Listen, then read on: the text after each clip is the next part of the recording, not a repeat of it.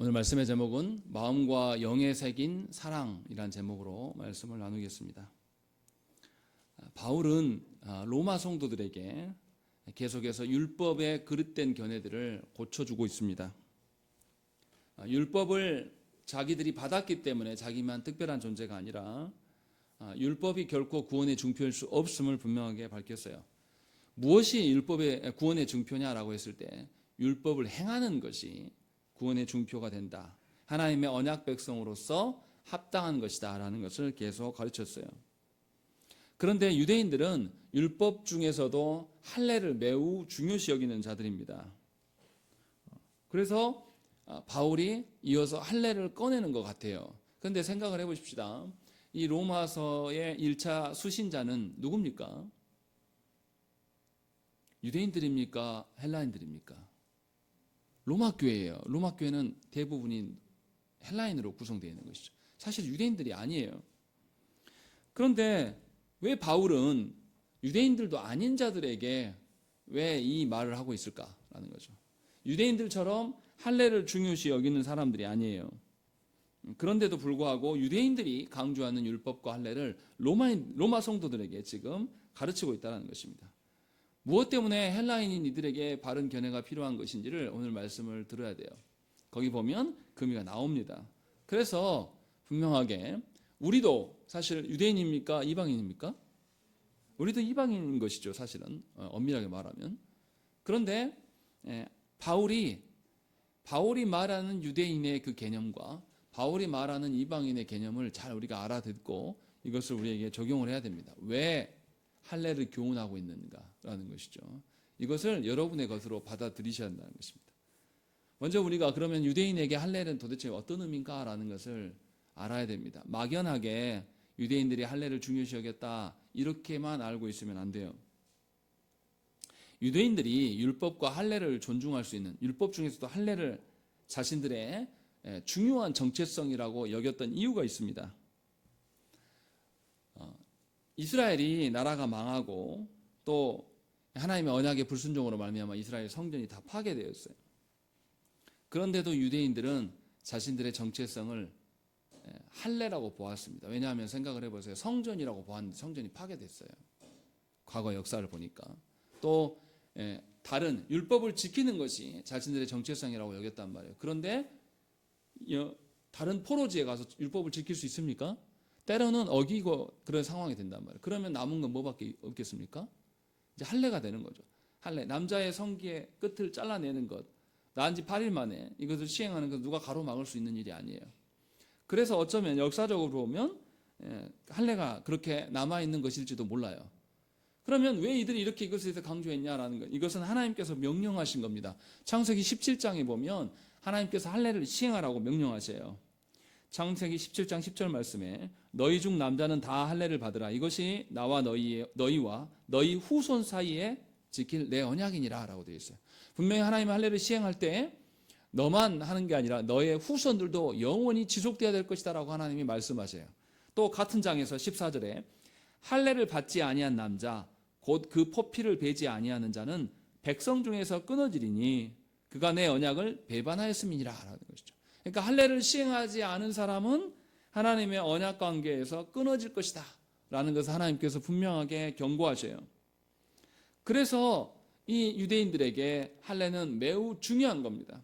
역사적으로도 성전도 파괴되고 율법을 지킬 수 없는 상황 가운데도 놓여든 적이 있었으나 할례는 계속 존속될 수가 있었다는 것이죠. 그리고 이것이 또 하나님께서 경고하신 어떤 명령이기 때문에 이들은 굉장히 중요하게 여겼어요. 그런데 어느 정도이냐, 예수님 당시에는 어느 정도라고 여겼냐면 요한복음 7장 23절 말씀 보시면 모세의 율법을 범하지 아니하려고 사람이 안식일에도 할례를 받는 일이 있거든 내가 안식일에 사람의 전신을 건전하게 한 것으로 너희가 내게 노여워하느냐라는 것이죠. 예수께서 누군가를 치유하시니까 이 바리새인과 서기관들이, 유대인들이 예수님께 아니 안식일 날 왜 일합니까? 라고 하면서 따져 물었단 말이에요. 그때 예수께서 답을 해주신 것이 이거예요. 야, 너희는 안식일에도 할례를 하지 않냐? 너희가 얼마나 율법을 존중하면 모세가 전해준 그 율법을 지키려고 안식일임에도 불구하고 할례하는 자가 있지 않냐라고 말한단 말이에요. 그러니까 유대인들이 율법보다 뭐를 더 중요시하는 겁니까? 할례. 율법 중에서도 할례를 더. 그리고 안식일 규범보다도 뭐를 더 중요시 여기는 거예요? 할례를 훨씬 더 중요하게 여기고 있다라는 것을 분명하게 알 수가 있어요. 또 사도행전을 보면 뭐라고 나오냐면 바리새인과 서기관들이 이방인들에게 이렇게 말합니다. 사도행전 15장 5절 말씀에 바리새파 중에 어떤 믿는 사람들이 일어나 말하되 이방인에게 할례를 행하고 모세의 율법을 지키라 명하는 것이 마땅하다 아니라 라고 되어 있습니다. 이들에게 말씀을 지키는 것보다 뭐가 우선해요? 할례가 우선하다라고 이들은 주장하고 있는 것입니다.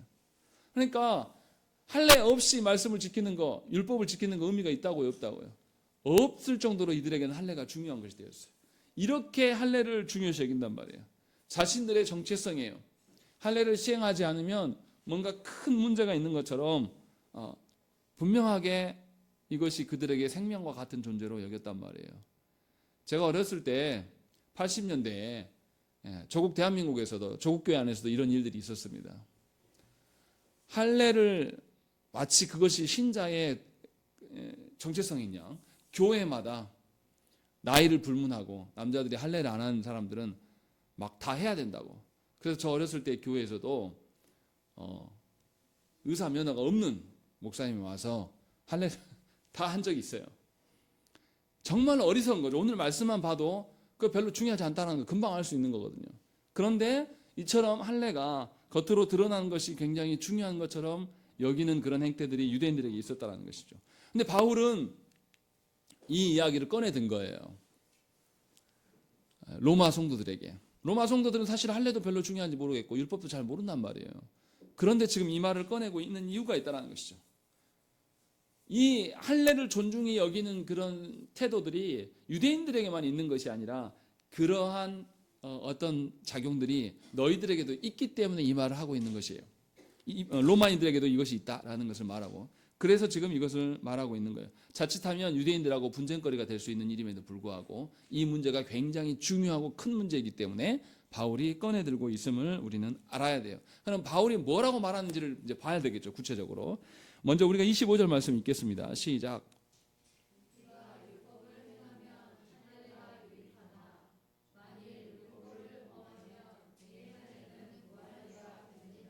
아까 바리새인은 뭐라 했습니까? 이방인들에게 율법을 지키기 전에 뭐부터 하라고요? 할례부터 해야지만 의미가 있다라고 말했는데 바울은 지금 25절에 뭐라고 합니까? 할례가 할례다우려면 뭐 해야 된다? 율법을 지켜야 된다라고 말한 거죠. 바리새인들이 주장했던 것을 완전 뒤집어 버려요. 완전 반대되는 이야기를 하는 것입니다. 바울은 앞에서 분명히 말했어요. 유대인들이 율법을 받은 것, 너희가 율법을 들었기 때문에 너희가 하나님 앞에 안전한 자가 아니라 율법에 듣는 것이 중요한 게 아니라 뭐가 중요하다고요? 율법을 행하는 것이 훨씬 더 중요한 것임을 분명히 앞에서도 바울은 밝혔어요. 그래서 율법을 행하는 자만이 하나님의 뜻을 알고 전에 보지 못했던 하나님 나라의 그 어떠함을 보게 되고 하나님과의 사랑의 관계를 확인할 수가 있기 때문에 바울은 분명하게 율법을 행할 것들을 할례의 전제 조건으로 지금 말씀하고 있는 겁니다. 바울은 할례에 대해서도 할례가 유익하기 위해서 반드시 율법을 시행하는 자에게만 의미가 있음을 이야기를 하는 것이죠. 그래서 분명하게 몸에 시행되어지는 것, 할례가 몸에 시행되는 거죠. 성기에 시행되는 것. 그 시행되는 것이 너희를 살리는 것이 아니라 하나님의 말씀이 너희들에게 시행되는 것이 너희가 사는 것이다 라고 말하고 있는 겁니다. 그리고 바울은 여기서 더 나가요. 본문에서는 말하고 있지 않지만 고린도전서 7장 19절 말씀에 뭐라고 그러냐면 할례 받는 것은 아무것도 아니요 할례 받지 아니하는 것도 아무것도 아니로되 오직 하나님의 계명을 지킬 따름이니라 라는 것입니다. 할례 받거나 안 받거나 안 중요해 라고 말하면서 하나님의 말씀을 지키는 것이 훨씬 더 중요하다라는 것을 바울은 이야기를 했어요. 왜냐하면 고린도 성도들에게 복음을 전하고 교회가 세워지자 바울이 그 동네를 떠났단 말이에요. 근데 바울이 다른 데서 전도하고 있는 동안에 누가 왔습니까? 유대인들이 쫓아와가지고 저 바울 사기꾼이야 라고 말하면서 너희들 할례 받아야지 진짜 신자다. 율법 지켜야 돼. 율법에 정결법이 있어. 이방인들하고 밥 먹지 말라고 그랬어. 너네 그런 거 안 지키지? 너네 가짜 신자야 하면서 계속 조롱했단 말이에요. 그래서 바울이 아예 노골적으로 고린도전서 이야기를 하는 겁니다. 할례 별로 안 중요해. 하나님의 말씀을 지키는 것이 훨씬 더 성도다움의 기초다라는 것을 말씀하고 있어요. 그래서 하나님의 말씀을 지키는 것이 언약 백성의 정체성의 근간이다라고 말하는 것이죠. 하나님의 말씀을 지켜 행하는 일에는 무관심하면서 육신의 몸의 할례를 시행하는 것이 더 중요할 수 있냐 이 말이에요. 세례도 마찬가지입니다. 우리가 소요리문답에서도 세례를 배울 때도 뭐 했습니까? 세례를 받는 그 행위가 중요한 게 아니라 받기 전에 뭐가 있어야 돼요? 이 사람이 진실로 예수 그리스도를 믿고 자신의 인생이 주님을 따라가는 인생인지를 인정함, 그러한 믿음이 훨씬 더 중요한 거예요. 그래서 계속해서 우리가 수빈이를 제가 데리고 계속 공부하고 있지 않습니까? 수빈이가 진실로 예수님을 믿는 것인지, 수빈이 인생 가운데 정말로 예수님이 함께함임을 인정하는지를 계속 가르치면서 그의 고백을 듣기를 원하는 거죠. 이것이 훨씬 더 중요한 겁니다. 그런데 너무나 안타깝게도 우리 조국교 안에서는 세례 받기 이전에 믿음의 어떠함 확인하는 절차를 더 중요한 것보다는 뭐가 더 중요해 버려요? 세례 행위 자체가 더 중요한 것이 우리 시대의 처지가 되어 버렸어요. 그런 점에서 할례를 중요시 여기는 유대인들과 우리가 닮았습니까? 닮지 않았습니까? 너무나 닮았어요. 그래서 바울은 26절에 말씀합니다. 우리 26절 말씀 읽겠습니다. 시작.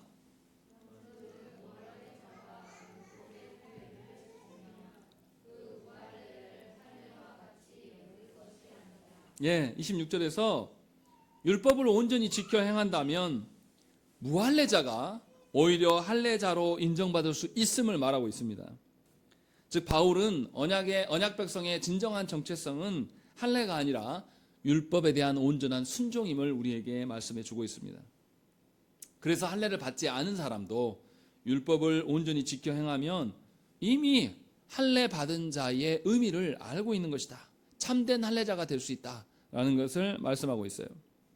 그러니까 우리가 율법을 알아서 지키는 거나 하나님께서 깨닫게 하셔서 그것을 지키게 하신 것이나 율법을 지켜나가는 것, 하나님의 말씀을 지켜나가는 것이 훨씬 더 중요한 성도의 전제다, 성도의 정체성이다 라는 것을 지금 말씀하고 있는 것입니다.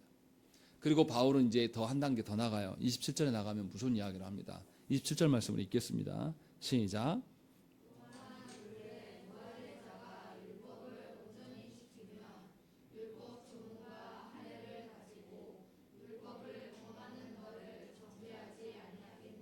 예, 도리어 할례 받지 못한 자가 율법의 말씀을 지키게 되면 할례 받은 너희들에게 와서, 율법이 있는 너희들에게 와서 그 사람이 율법과 할례 조항을 들면서 너희 왜 이렇게 살아 하고 너희를 정죄할 수도 있다. 요 이야기를 하고 있는 거예요. 얼마나 무서운 말씀입니까? 할례 받은 자들이 훨씬 더 위험할 수가 있어요. 왜냐하면 할례를 받았고 하나님의 말씀이 무엇인지를 알고 있기 때문에. 분명하게 무할례자가 율법을 준수하게 되면 율법을 지키지 않는 할례자가 정죄받을 수 있다. 어떤 근거로요? 율법과 할례의 근거로 그가 그 기준으로 정죄받을 수 있는 자가 될 것이다 라고 말하는 것이죠. 실제로 어떻습니까? 할례를 받은 자, 교회 안에서 세례 받은 자는 조국교 안에서 형태를 보면 자신이 세례를 받았기 때문에 이미 자신이 천국에 들어갈 자격이 있다라고 믿어요. 그래서 이 사람은 율법의 말씀에 대해서 무관심하고 아예 배우려고 하지도 않습니다. 말씀의 기준들을 자신의 삶에 적용하려고 하지도 않아요. 그런데 반대로 할례를 받기 전에, 세례를 받기 전에 성도들의 삶은 어떻습니까? 제가 세례 교육을 해보면 그때 하나님 주시는 은혜가 있어요. 세례 받기 전까지는 정말로 자기를 돌아보면서 내가 하나님 앞에서 아무것도 아니구나 라는 것을 확인할 수 있는 어떤 그런 간절함이 있어요. 그 반응이 있습니다. 자신의 죄성에 대해서 하나님께 회개하고 자기가 죄인임을 고백하기도 합니다. 그런데 이상한 건 뭐냐면 세례만 받고 나면 사람이 돌변합니다. 하나님 앞에서 자기 자신을 돌아볼 줄 몰라요. 그냥 주일 예배 한번 드리면서 그냥 살아가는 것이 전부라고 믿어요. 그것이 우리에서 일상에 나타나는 현실 아닙니까? 바울이 지금 이것을 이야기를 하고 있는 거예요. 그런데 성경에서는 사람이 천국에 들어갈 수 있는 조건은 사람에게 있다고 말하지 않아요. 누구에게 있다고요? 하나님께 속해 있음을 성경은 분명하게 말씀합니다. 하나님께서 값없이 주시는 그 은혜로 말미암아서 우리는 천국에 들어갈 수 있기 때문에 하나님께서 값없이 나 같은 것에게 은혜를 베푸셔서 하나님의 언약 백성 삼아주신 것, 그것에 감격하여서 그 감사로 인하여서 하나님께 순응하는 것이죠. 그 감사로 인하여서 전에는 몰랐던 하나님 나라, 전에는 몰랐던 하나님의 성품, 전에는 몰랐던 하나님 나라의 질서를 알게 돼서 이제 그 질서를 지켜나가는 것이에요. 그래서 우리가 말씀을 지키는 것이에요. 하나님의 구원받음에 감격하지 않는 사람은 말씀에 관심이 없어요. 도통 관심이 없습니다. 왜냐하면 자기는 그럴만 했거든요. 나 이미 세례 받았어. 나 이미 직분도 받았는데 관심이 없어요. 그래서 너무나 아이러니하게도 조국교 안에서 말씀을 배우는 자들은 누굽니까? 직분자들이 말씀을 더 배워야 되는 게, 말씀을 배우는 현장에 누가 있어야 됩니까? 직분자들이 있어야 되고, 하나님 나라의 질서와 가치들을 지켜남으로 이 땅에 하나님의 다스리심을 드러내야 될 자들이 직분자들이어야 되는데, 놀라운 것은 뭐냐면 직분자들처럼 성경 공부에 관심이 없는 그런 사람, 배우려고 하지 않아요. 일단 자기들 다 안다고 생각합니다. 저는 그런 장로님들을 본 적이 없어요. 장로님들이 말씀을 가지고 하나라도 놓치지 않으려고 다 적으면서 다시 보고, 말씀에 내가 이렇게 부합하지 않구나라고 하면서 회개하면서 눈물을 뿌리는 장로님들을 보기가 너무 어려워요. 없다고 말하기는 좀 그렇고 심각한 거죠. 율법을 지키는 사람이 말씀을 알려고 합니다. 율법을 지키지 않는 사람은 말씀을 배워도 짐이 되기 때문에 배우는 것이 두려워요. 그리고 머리 쓰고 싶지 않아요. 하나님의 말씀대로 살아가라고 믿지 않기 때문에. 이것이 안타깝게도 우리 현실 속에 나타나는 것이에요. 분명히 우리는 은혜로 성도가 되었습니다. 우리가 은혜가 성도로 되었으면 우리는 당연히 하나님의 지침, 하나님의 기준인 말씀을 따라가야 돼요. 그런데 우리는 어떻게 삽니까? 하나님의 말씀보다 뭐가 먼저 앞서요? 내 판단이 더 앞섭니다. 내 상황과 내 인생에 벌어지는 일들 앞에서 하나님의 말씀을 적용해서 이것을 잘 해석해내려고 하는 것이 아니라 내가 번뜩 드는 생각, 나에게 일어나는 정서적인 반응, 이것이 훨씬 더 중요해요. 그래서 하나님의 말씀대로, 하나님의 말씀으로 한번 이 사건을 조명해 보십시오. 하나님의 말씀으로 한번 점검해 보십시오. 이렇게 말할 수가 없어요.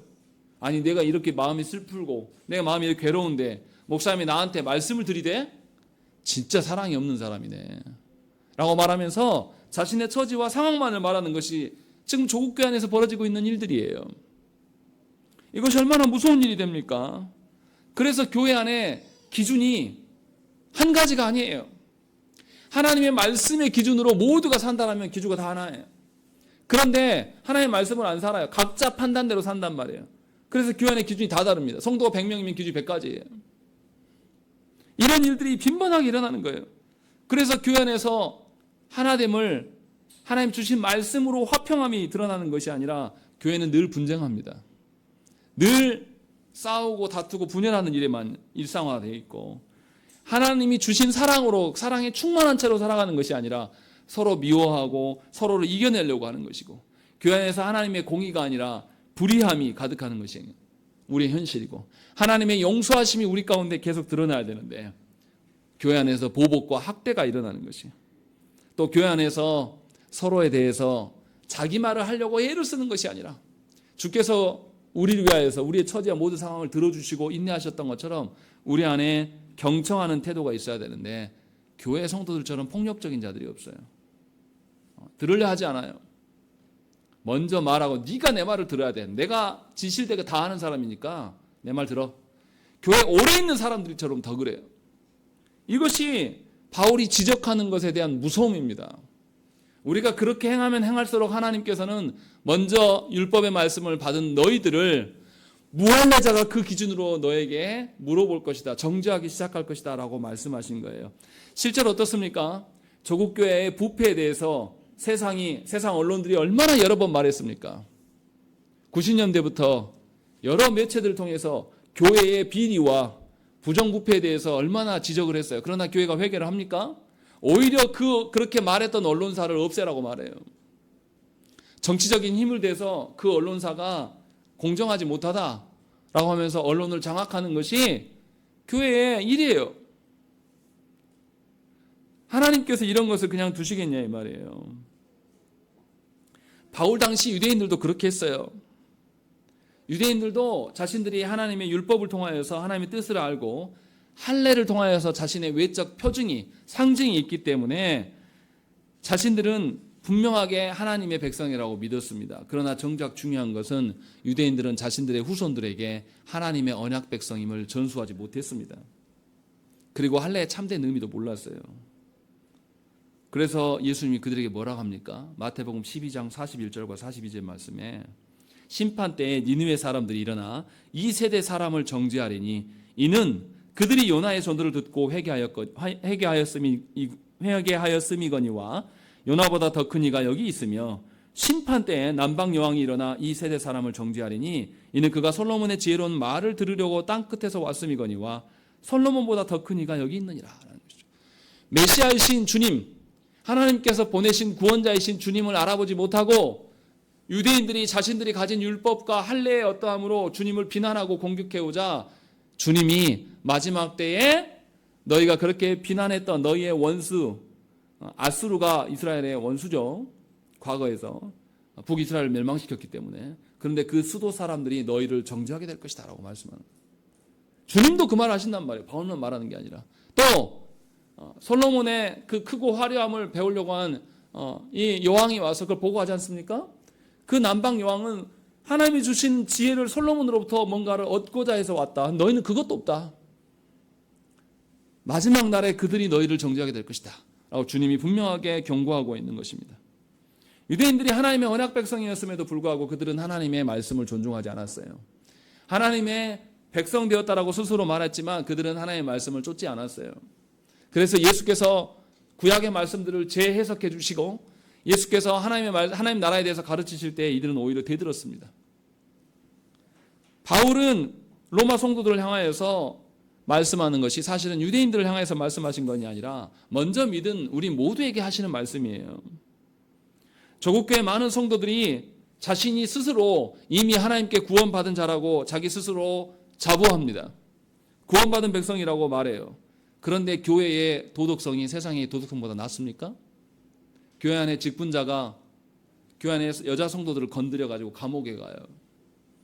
교회 안에 직분자가 교회의 헌금을 남용해서 주식 투자한단 말이에요. 이런 일들이 비일비지 않습니까? 정말로 우리가 교회된 우리가 세상의 도덕성보다 우리가 더 뛰어나나요? 그리고 세상에서 통용되는 상식이 교회 안에서 통용됩니까? 교회에서 통용되는 상식이 세상보다 더 높습니까? 그러지 않아요. 아니 질병이 퍼지니까 모이는 것에 자제하면서 조심해라고 해도 교회가 어떻게 했습니까? 너무나 몰상식하게 모여서 우리 괜찮아. 하나님께서 다 치유할 거니까 우리 모여서 예배할 거야 하면서 온 모든 전염병의 확산차가 되지 않았습니까? 그래서 얼마나 교회가 비난 처리가 몰상식도 이렇게 몰상식할 수 없는 거예요. 이런 일들을 계속 보였던 거죠. 예배를 포기하는 말이 아니에요. 지키고 남에게 피해 주지 않은 선에서 우리가 힘쓰고 있었어야죠. 그런데 도리어 이 정부가 거짓된 전염병 뉴스로 우리를 학대한다 라고 하면서 교회가 반발하지 않았습니까? 우리 현실을 보세요. 교회 안에 도덕성이 있는지, 교회 안에 상식이 통하는지. 이것이 사실은 바울이 지금 유대인들에게 말하고 있는 것이지만 실상은 우리를 향한 것이에요. 당연히 우리가 하나님의 말씀을 아는 자라면 우리 안에 도덕성이 없는 것에 대해서 울어야 돼요. 세상보다 못해요. 우리 안에 상식이 없는 몰상식으로 맹신하고 있는 우리의 현실을 보면서 하나님 앞에 엎드려서 울어야 될 자들이에요. 오래전부터 세상은 우리를 향하여서, 교회를 향하여서 너희를 왜 도덕성이 없냐? 왜 너희는 상식이 통하지 않냐? 너희가 정말로 믿는 신이 살아있다면 너희들 자체적인 능력으로 정화할 수 있을 정도는 되지 않냐라는 것을 계속 질문해 왔습니다. 그런데 그때마다 교회는 어떻게 했습니까? 저 사탄의 무리들 하면서 아예 대화를 시도하려고 하지 않았어요. 아니 복음을 전해야 될 자들이에요. 말씀을 먼저 알고 말씀을 지켜 살면서 말씀의 가치가 무엇인지 그들에게 알려줘야 될 것이 교회의 본분이란 말이에요. 그런데 하나님은 끊임없이 우리가 회개하지 않자 세상의 언론들을 통하여서 세상의 사람들을 통하여서 이것을 계속 묻게 하셨어요. 근데 회개했습니까? 회개할 줄 몰라요. 여전히 우리를 방해하는 우리의 방해거리가 되는 자들을 제거하는 것이 교회의 목적이지 않습니까? 마땅히 그리스도께서 말씀 앞에 순종하심을 아는 자라면, 그리스도께서 죽기까지 구약의 말씀을 다 이루시기 위하여서 십자가상에서까지 순종하셨음을 아는 자라면 우리도 그 길을 따라가야 되는 것이 정상 아닙니까? 갈라디아서 3장 10절 말씀해 보시면, 무릇 율법 행위에 속한 자들은 저주 아래에 있나니 기록된 바 누구든지 율법책에 기록된 대로 모든 일을 항상 행하지 아니하는 자는 저주 아래에 있는 자라 하였습니다 라고 말씀합니다. 바울은 분명하게 말해요. 율법을 받았으나 율법을 행하지 않는 자는 하나님의 저주 가운데 있는 것이다 라는 것을 분명하게 밝히고 있어요. 분명히 뭐라 그러냐면 항상 행하지 아니하면 저주 아래에 있는 자다라고 분명하게 바울이 이야기를 하고 있는 것이죠. 우리는 진정으로 하나님의 말씀이 우리 가운데 적용되고 실행되고 있는지를 늘 항상 염려하고 살피고 있는 자들인지 돌아보셔야 된다는 것이죠. 여러분들의 가정이, 여러분들의 배우자와의 관계가, 여러분들의 자녀들과의 관계가, 또 여러분들의 교회 안에서 교우와의 관계와 거기에서 누려지는 그 교제가 진실로 하나님의 말씀에 근거한 것인지를 여러분들이 돌아보지 않는다면 여러분들은 하나님의 언약적 저주 가운데 놓여 있는 자들일 뿐이에요. 바울은 이것을 지금 경고하고 있어요. 그래서 여러분들을 착각하시면 곤란해요. 여러분 안에 있는 어떤 내가 세례 받았기 때문에, 내가 직분 받았기 때문에 나의 어떠함이 안전할 것이다 라고 하는 그 착각 속에서 여러분들 벗어나셔야 돼요. 눈에 보여지는 것, 내가 교회를 수십 년 믿었어. 내가 교회 안에서 수십 년간 이것도 섬기고 저것도 섬겼어. 눈에 보여지는 이러한 것들을 근거로 인하여서 여러분들의 구원이 안정될 것이라는 그 착각 속에서 벗어나라는 것입니다. 말씀을 전하는 자 중에서도 구원받지 못할 자가 있을 거예요. 하나님의 말씀을 지켜 살지 않기 때문에. 말씀을 전하는 데서는 정말로 정말로 말씀을 잘 전했으나 일상에 내려가서 말씀과 상관없이 살아가고 세상을 탐하고 살아가면요, 그가 구원받은 자일 수 있겠냐 이 말이에요. 그는 저주 가운데 있다라고 말씀하신 거예요. 바울이 지금 그 이야기를 우리에게 하는 것이죠. 그러니 여러분들이 교회 안에 있어서 드러난 어떤 표징들, 교회 안에서 어떻게 사람의 행위로 드러난 표징이 정말로 하나님께서 허락하신가를 점검하셔야 돼요. 그것은 말씀으로 점검하는 방법밖에 없습니다. 그것을 지금 바울이 우리에게 권면하고 있는 겁니다.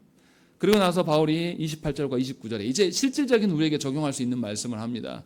28절 말씀 먼저 읽겠습니다. 시작.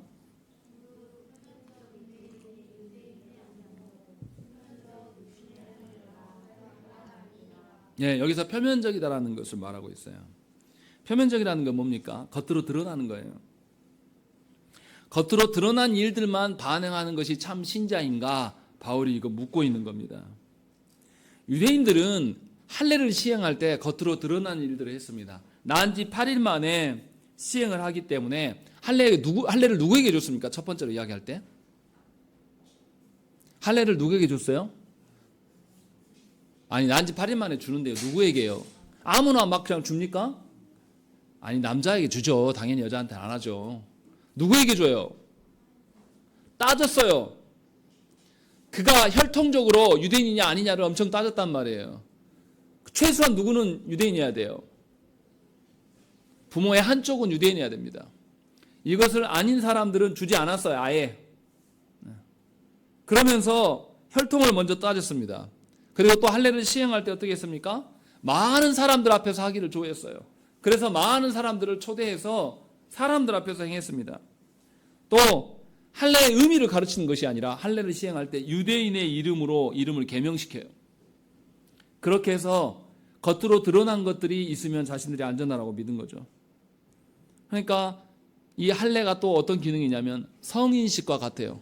이제 이 사람은 할례를 받으면서 유대 사회의 한 일원으로 성인으로 거듭나게 됐다라는 이런 의미로 할례를 사용했단 말이에요. 사실은 할례를 통해서 하나님 나라 백성됨임을 분명하게 밝혀주기 위해서 하나님께서 할례를 시행하라고 하셨는데 이들은 보여지는 이 땅에서의 성인으로서 어떤 이런 것으로 사용한 것이죠. 그리고 이제 성인이 된 사람은, 할례 받은 사람에게는 어떤 의무가 생깁니까? 이제는 어린아이가 아니에요. 그래서 그 다음부터는 안식일을 지켜야 되고 스스로 또 월삭을 지켜야 되고 절기를 지켜야 될 의무들이 그때에게 주어지는 것이죠. 이것도 다 어떤 식입니까? 사람들 앞에서예요. 그런 식으로 할례를 시행했단 말이에요. 그러니까 할례를 시행하면 왁자지껄하고 유대인들의 잔치가 되는 거예요. 이방인들은 들어올 수가 없어요. 그리고 할례를 시행하고 난 사람은 이제 그 사람도 성인의 한 명으로 인정해 주면서 사람들끼리의 어떠한만이 계속 점검하는 거죠. 놀라운 것은 조국 교회 안에서 직분을 사용하는 것도 똑같이 닮아 있습니다. 직분을 임직할 때 가장 중요한 것이 무엇입니까? 직분자가 하나님 앞에서 하나님의 언약을 받은, 하나님의 사명을 받은 자인가, 이것이 훨씬 더 중요합니다. 그런데 교회가 그것을 가르치고 그것이 정말로 자신에게 되어져 가고 있는지 점검하고 하는 일에 직분을 받는 자들이 힘쓰고 있습니까? 그러지 않아요. 직분 받을 임직식, 그것에만 온통 집중을 쏟아붓습니다. 그래서 임직식 하는 일에만 교회가 많은 재정을 투여합니다. 임직식 하면 이런 주보 쓰지도 않잖아요. 칼라 주보, 비싼 주보 뽑아요. 그게 뭐가 중요합니까? 임직식이라고 해서 순서지를 막 화려하게 해야 됩니까? 임직식이라고 해서 막 꽃 막 장식하고 난리를 치면서 그렇게 해야 됩니까? 그게 뭐가 중요합니까? 임직식 하니까 교회에 기물 헌금하고 뭔가를 해야 됩니까? 그게 뭐가 중요해요? 근데 한국 교회는 그런단 말이에요. 그리고 나서 임직 받았으니까 뭘 강요합니까? 교회에서 11조 잘해야지. 또 주일 성수 잘해야지. 그 주일 성수가 성경에서 말하는 주일 성수 개념이 아니라 그냥 딸랑 예배만 참석하는 그런 식의 것들만 남는 거예요. 그래서 직분이 사람들 앞에서 하는 겁니다. 그래서 사람들이 어떻게 합니까? 아니, 하나님이 보시기에 이 사람이 직분자로 걸맞지 않으면 안 할 수도 있어야죠. 오히려 하나님의 직분이 자격이 없고 안 되는데 하고 있으면 그게 하나님의 저주일 수 있음을 깨달아야 돼요. 그런데 한국 조국교회 안에서 무슨 일이 납니까? 임직자 투표에서 자기가 안 됐어요. 그럼 그 사람 어떻게 합니까? 상처받고 교회를 떠나버려요. 사람들 앞에서 한단 말이에요. 그게 교회의 직분입니까? 그런 직분자는 안 세워야죠. 그리고 또 교회가 얼마나 타락했는지 교회의 임직이면 그 교회 안에서의 직분이에요. 여러분들 잘 알아들으셔야 돼요. 직분자는 우리 교회에서 장로였으면 다른 교회에도 가서 장로입니까? 장로 아니라니까요. 하나님께서 그 교회의 장로만 세운 거예요. 집사가 그 교회만에서의 집사인 거예요. 그 교회 안에서만의 권사인 것이에요. 착각하시지 말라라는 거예요. 그런데 우리는 그렇게 생각하지 않지 않습니까? 한 번 직분 받으면 영원한 직분자처럼 행동해요. 왜 은퇴자는 붙입니까? 은퇴 목사라고 하면서 자신이 목사라고 막. 은퇴하셨으면 성도로 돌아갈 줄 알아야 돼요. 하나님이 명하신 자리로 가 있어야 되는 게 정상 아닙니까? 근데 우리는 그러지 않는다니까요. 지금 바울이 지금 지적하고 있는 것이 사실 우리 이야기예요. 표면적인 그리스도인들, 겉으로만 보여주는 것에만 계속 한다면. 그래서 하나님이 베푸신 세례, 할례를 우리가 어떻게 사용해요? 외적인 나의 가치를 드러내는, 외적인 나의 신분 유지 수단으로만 활용한단 말이에요. 그래서 성도들끼리 만나고 누구 만나면 무슨 이야기를 해요? 내가 성도입니다 라고 자랑한 사람 저는 못 봤어요. 근데 내가 목사입니다, 내가 장로입니다, 내가 그래도 권사예요, 내가 안수집사입니다, 이런 인간들은 정말 많이 봤습니다. 직분이 여러분들의 신분입니까? 하나님의 말씀이 여러분들의 정체성이에요. 하나님 앞에서도 여러분들이 목사고 장로고 권사고 집사고 말할 수 있을 겁니까? 하나님 나라 가서도 하나님 내가 그래도 목사로 살아왔고 지금도 목사입니다 이렇게 말하면 하나님 인정해 주실까요? 그렇지 않다고요. 우리의 마음 중심 안에 진정으로 하나님이 계셔야 되고, 우리가 참으로 하나님의 백성이라면 하나님 앞에서 살아가려고 하는 일이 있어야 돼요. 겉으로 내가 목사인데도 다른 사람들이 나를 존중하지 않아요. 내가 장로고 내가 집사인데도 나를 그렇게 대우해 준 사람이 없어서 그거 슬퍼할 일이 없어요. 그 직분을 주신 거는 누구 앞에서니까? 하나님 앞에서 하라고 하시면 주신 거란 말이에요. 그러면 우리는 하나님 앞에 돌아가면 돼요. 그래서 하나님이 주신 의도와 하나님 주신 목적을 알아가는 것, 그래서 그것이 외적으로 보여지지 않아도 내 내면적으로 진정으로 내 마음 중심 안에 하나님의 어떠하심이 있기를 소망하면서 살아가는 것이 합당한 직분에 자세해야 되는 것이에요. 합당한 어떤 의식의 자세가 돼야 되는 것이죠. 종교 행사가 우리를 살리는 게 아니에요. 직분이 우리를 살리는 것이 아니에요. 이것은 오히려 하나님을 속이는 것이고 기만하는 것입니다. 분명하게 잘 알아들으셔야 돼요. 도리어 직분자가 하나님 앞에 더 엎드리고 직분자가 하나님의 말씀 앞에서 더 벌벌 떨면서 말씀대로 되어지지 않은 것에서 애통해하고 슬퍼하는 것이 오히려 오래 믿은 신자가 해야 될 일이에요. 그래서 누구도 겉으로 드러나는 것들, 겉으로 드러난 어떤 자신의 어떠함을 자랑하는 일이 교회 안에 없어져야 한단 말이죠. 분명히 이것이 마음에 있어야 될 일이라고 분명하게 밝히고 있어요. 그래서 29절에 뭐라고 합니까? 우리 29절 말씀 읽겠습니다. 시작.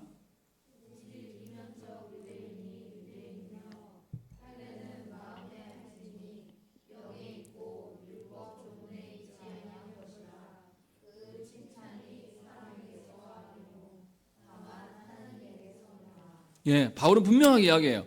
오직 이면적 유대인이 유대인이다 라고 이야기하는 것이다. 이면적이라는 것은 마음 중심을 말하는 것이에요. 하나님께서 행한 대로 갚으신다고 앞에서 밝혔었어요. 그 의미가 무엇이라고 했었습니까?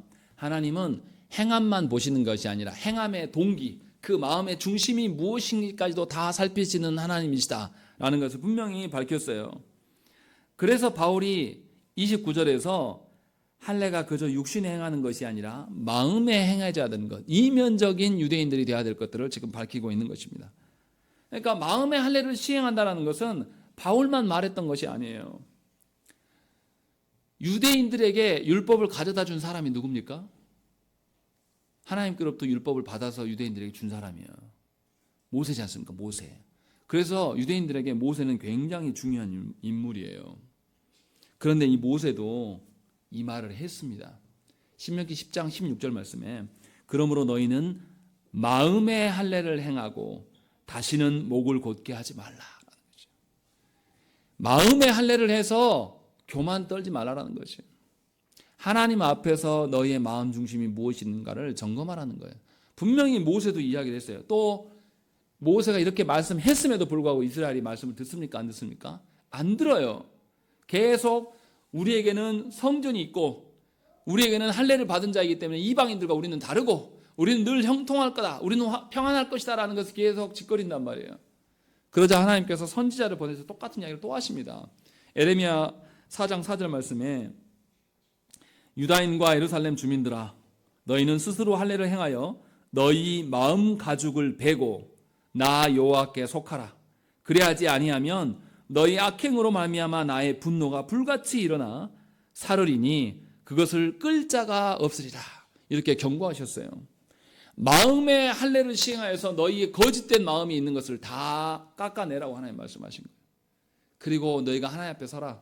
그러지 않으면 너희가 하나님의 심판의 불을 받게 될 것이고 이 심판의 불을 막을 자가 아무도 없다 라는 것을 하나님 말씀하신 거예요. 하나님은 예수님 당시만 말씀하신 것이 아니라 율법을 제정하는 당시 애굽에서 구원하셔서 시내산에서 율법을 주실 때부터 이 말씀을 하신 거예요. 그리고 그 말씀대로 살지 않는 이스라엘을 향하여서 하나님 지속적으로 선지자들을 보내시면서 마음의 할례를 시행해라. 마음의 할례를 시행해라. 그래서 너의 마음 중심이 하나님의 말씀이 있어야 될 거 아니냐라는 것을 지속적으로 말씀하셨다는 것이에요. 그런데 유대인들은 메시아를 본 유대인들은 여전히 그리스도 앞에서도 그것을 행하지 않는단 말이에요. 그러니 바울이 지금 계속 그 이야기를 하는 겁니다. 우리 모두가 그러한 성품을 갖고 있는 거예요. 우리의 거짓된 종교성을 갖고 있는 겁니다. 마음은 그래 안 해도요. 겉으로만 드러나면 된다라고 생각을 하는 거예요. 특히 한국인의 정서가 얼마나 사람들 앞에서 잘합니까?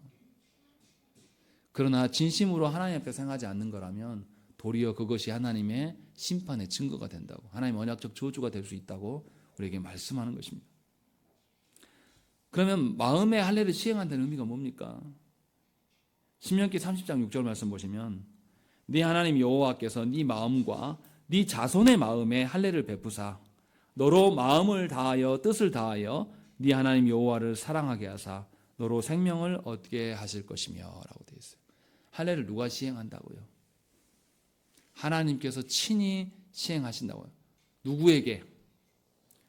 너만이 아니라 누구에게도, 너의 후손에게도 마음의 할례를 하나님께서 친히 시행해서 그 그 결과가 어떠하다고요? 마음과 뜻을 다해서 힘을 다해서 누구를 사랑하게 될 것이다. 하나님을 사랑하게 될 것임을 분명하게 말씀하고 있는 거예요.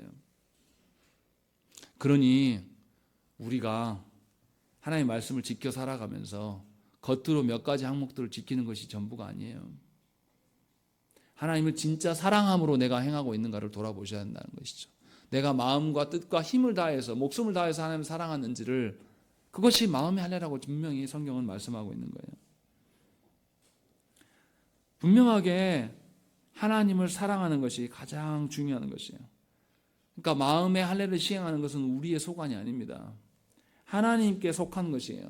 그래서 우리는 뭐 해야 됩니까? 나의 마음의 할례와 우리 자녀의 마음의 할례와 우리 후손의 마음의 할례를 위하여서 하나님께 구해야 돼요. 기도하지 않을 수가 없는 겁니다. 하나님께 간구하는 거예요. 왜냐하면 나에게 속한 게 아니에요. 하나님께 속한 것이기 때문에. 그래서 우리는 하나님의 은혜와 능력으로 말미암아 말씀을 지키며 살아갈 수가 있는 거예요. 내 힘과 나의 어떠함으로 살아가는 것이 아니에요. 하나님의 능력에 의존해서 말씀을 지키며 살아간 자가 사람들 앞에 가서 봐라, 내가 이것도 지키고 저것도 지켰다 이렇게 말할 수 있겠습니까? 제 것이 아니었는데. 오히려 하나님께서 나를 지키게 하신 것에 대해서 더 겸손해지고, 나는 할 수 없사오나 주께서 하게 하셨사오니 내가 끝까지 주의 품 안에서 살기를 원합니다 하면서 더욱더 하나님을 찾는 것이 정상적인 어떤 태도예요. 그것이 성령께서 우리한테 행하시는 일이란 말이에요. 그러할 때 우리는 뭘 봅니까? 이 땅에 많은 것이 뭐냐? 하나님께서 우리를 약속해 주신 저 하나님 나라를 발견하게 되는 거예요. 그리고 그 하나님 나라가 나에게 임할 일이에요. 지금 당장 눈에 보이지 않을지라도 하나님이 약속해 주셨기에 그 약속해 주신 그 하나님이 한치의 오차도 없으신 하나님을 내가 알기 때문에 아직 임하지 않은 하나님 나라를 내가 지금 사는 거예요. 그래서 세상 질서를 버리고 하나님 나라의 질서대로 산다니까요. 겉으로는 보이지 않아요. 세상 사람들이 와서 네가 믿는 하나님이 어디 있냐? 네가 말하는 하나님 나라가 도대체 어디 있어? 지금 이 땅에서 잘 먹고 잘 살아야지. 봐라. 나는 이렇게 돈 벌고 열심히 세상 속에 살아가서 자네들도 이렇게 돈으로 이렇게 다 발라서 이렇게 잘 되고 있는데 너는 뭐 하고 있냐? 도리 이렇게 물을 때 우리는 하나님을 신뢰하기 때문에, 아니 눈에 보이지 않아도 나는 이미 내 안에 평안이 있고 하나님의 약속하신 바가 나에게 있어. 그 보이시는 것은 하나님께서 하실 일이야. 기다려라. 도리어 우리가 그렇게 말할 수 있지 않겠습니까? 그것이 성도예요. 그것이 교회이고. 그래서 온전히 하나님을 드러내는 일에만 힘쓰는 것이에요. 그러할 때에 우리는 그리스도만을 자랑할 수가 있어요. 그리스도만이 우리의 사랑의 대상자가 되는 것이에요. 세상을 살아가는 것, 보여지는 세상을 보면서 세상의 화려함에 빠져서 눈멀어서 세상처럼 되고 싶은 욕망대로 살아가는 자는 결코 하나님 보지 못합니다.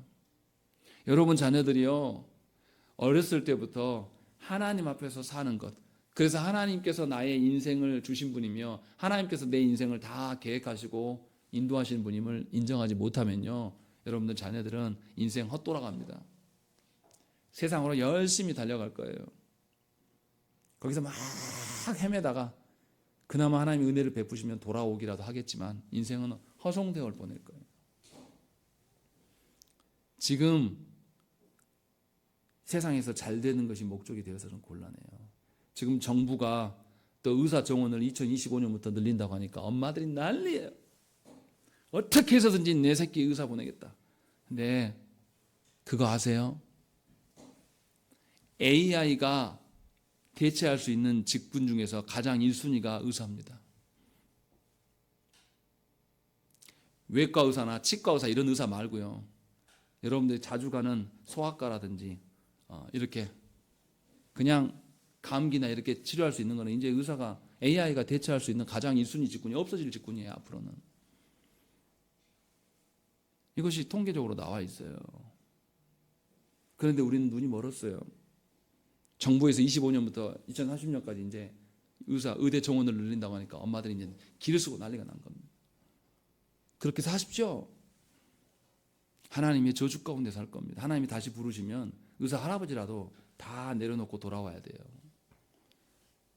그러니까 자녀들이 헤매이지 않고 살아가게 하는 것은 어렸을 때부터 하나님의 누구신가를 가르치고 하나님의 마음의 할례를 받아서 하나님을 따르면서 하나님이 계획하신 인생, 하나님 나에게 부르신 사명의 근거에서 살아가는 거예요.